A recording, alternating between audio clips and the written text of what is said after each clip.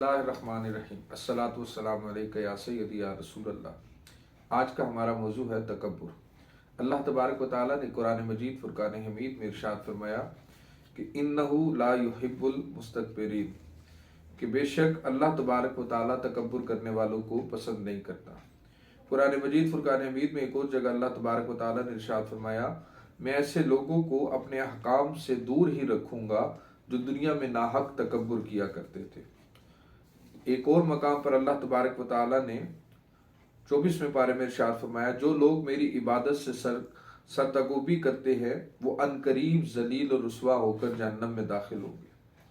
नबी करीम सल्लल्लाहु ताला अलैहि वसल्लम का फरमान मुबारक भी समात कीजिए। हुजूर अलैहिस्सलाम ने इरशाद फरमाया, मुस्लिम शरीफ के हदीस है, जिस शख्स के दिल में राई के दाने के बराबर भी तकब्बुर होगा वो मुंह के बल दोजख में दाखिल होगा।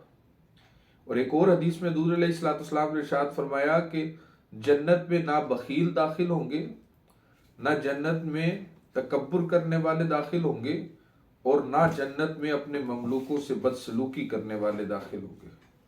हमें चाहिए कि हम गौर करें कि हम तकब्बुर की बीमारी का शिकार तो नहीं।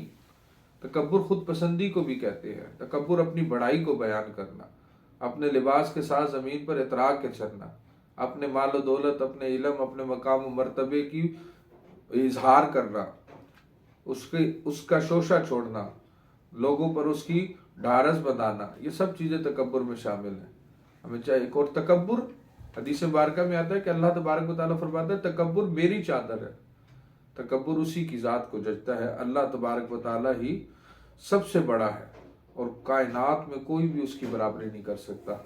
अल्लाह हमें चाहिए कि हम तकब्बुर से परहेज करें। इससे बचने की जितनी मुमकिन कोशिश हो वो कोशिश अपनाएं और अपनी ज़िंदगी में आजिज़ी को लाएं। अल्लाह तबारक व तआला हम सबको अमल की तौफीक अता फरमाए।